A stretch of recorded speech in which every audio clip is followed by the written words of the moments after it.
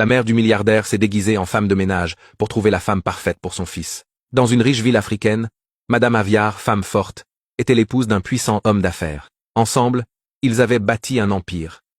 Mais malgré toute leur richesse, le seul trésor qui comptait vraiment pour eux était son fils, Nelson.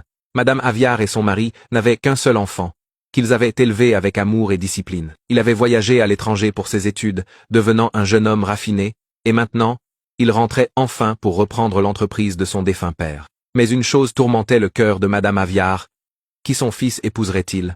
Elle avait vu le genre de femmes qui gravitaient autour des hommes riches, belles à l'extérieur, mais vides à l'intérieur. Elle ne voulait pas que son fils tombe dans le piège d'une femme qui n'aimerait que son argent. Alors, elle élabora un plan.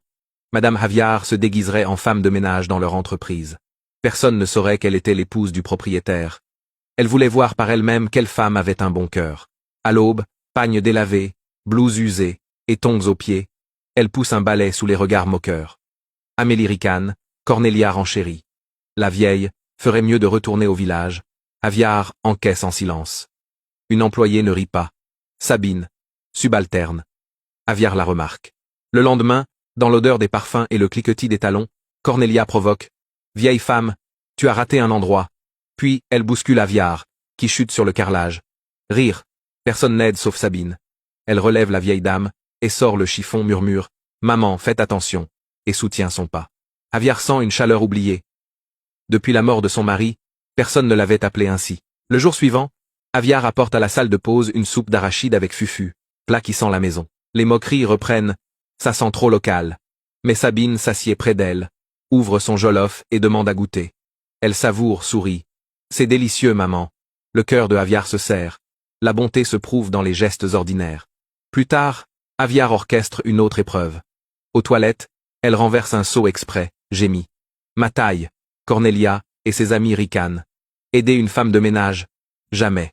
Sabine arrive, s'agenouille, essuie le visage de Aviar, retrousse ses manches et nettoie. Quand le sol est sec, elle aide Aviar à se relever et propose de la raccompagner. En 3 jours, la vérité s'est dessinée. Parmi les rires vides et la cruauté, une seule a montré respect, courage et cœur. Le test commence à peine, mais Aviar sait déjà qu'elle a trouvé quelqu'un qui vaut la peine d'être observé. Au matin, Sabine arrive tôt, salue le gardien et la réceptionniste, gagne son bureau. Avant qu'elle ne s'asseye, Madame Aviar apparaît. Bonjour ma fille. Sabine répond avec chaleur. Aviar, hésitante, confie sa solitude. Elle cuisine, mais manger seule lui pèse. Viendrais-tu dîner, une fois, comme invité? La salle de pause se fige. Amélie ricane, Cornelia méprise. Sabine tranche. Femme de ménage ou non, c'est un être humain. Puis elle accepte simplement. Le soir, la maison surprend Sabine. Cour soignée, intérieur modeste mais digne, parfum de jollof, de plantain et de poisson grillé. Elle mange, parle de vie, de famille, de rêve. Sabine ne questionne ni statut ni argent, elle goûte la présence de maman Aviar. La vieille dame comprend qu'elle a bien choisi.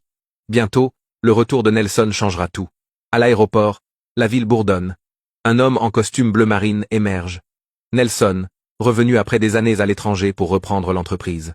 Au bureau, posture redressée, retouche de maquillage, sourires étudiés. Au milieu, une femme de ménage penchée sur sa serpillière l'intrigue. Maman, pourquoi nettoyez-vous? Où est l'équipe de maintenance? Demande-t-il. Cornelia s'empresse. Ce n'est qu'une femme de ménage. Nelson se durcit et rappelle le respect dû. Plus tard, dans la remise, Amélie taquinée, Cornelia jalousée. Une phrase et le patron l'a remarqué. Sortilège? Elles promettent la concurrence. Aviar serre les poings. Le vrai travail commence. Dans son bureau, Nelson pense à Sabine plus qu'au rapport. Il appuie l'intercom. Christine, envoyez Sabine. Devant la porte massive, la jeune femme respire et entre.